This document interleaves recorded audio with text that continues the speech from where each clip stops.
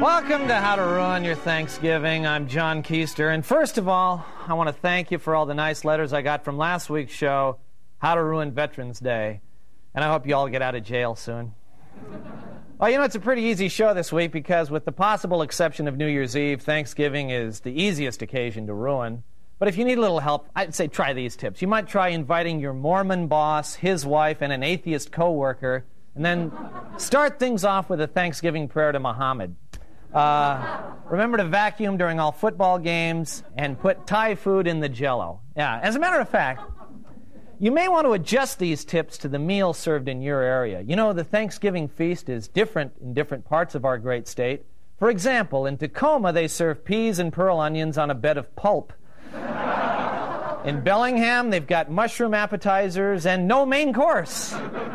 In Burien, it's meatloaf and green beans like every other night. In Aberdeen, they'll be having spotted owl instead of turkey this year. And in Federal Way, King's Table. Now,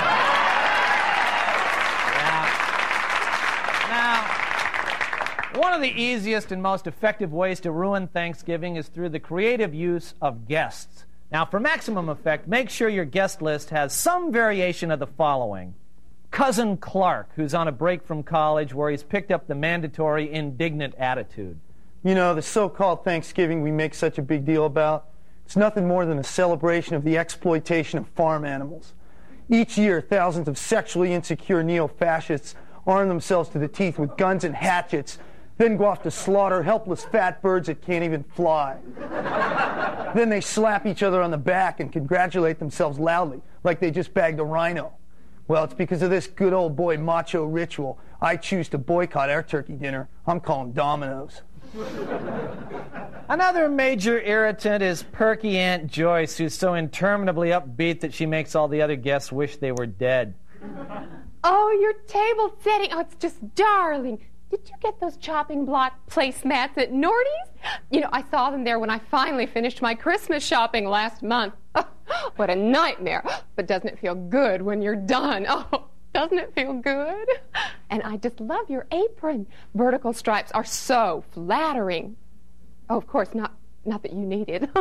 Here, let me help you fold those napkins. You know, I took a class in special holiday folds. I know how to make them up into the cutest little Mayflower ships.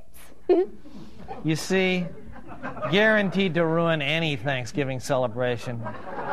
Finally, there's crazy Uncle Walter who thinks that cranberries let people read your mind. He blocks their signals with aluminum foil. They're out there, man, and they can hear everything we say, man. Now, you see how easy it is? Now, a surefire method to put a kink in any Thanksgiving is to produce a football. Now, this will ensure that at halftime, a bunch of 30 and 40-year-old guys will grab it, run onto the lawn, and cause injuries that'll plague them for the rest of their lives. They'll writhe around in agony at the dinner table, but as long as they're around each other, they'll pretend it doesn't hurt and try to eat with movements that won't cause the pain to flare up. And that brings us back to eating. You know, there's a lot of food to eat on Thanksgiving, but more important, there's lots of food to avoid. You know, everybody tries to dodge the canned cranberry sauce. Well, make your guests deal with it. Start a new tradition, the sauce toss. Everybody has to toss it to one another. Whoever drops it has to eat it.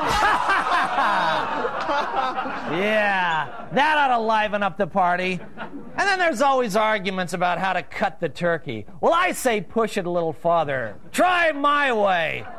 The gobbler piñata. Yeah!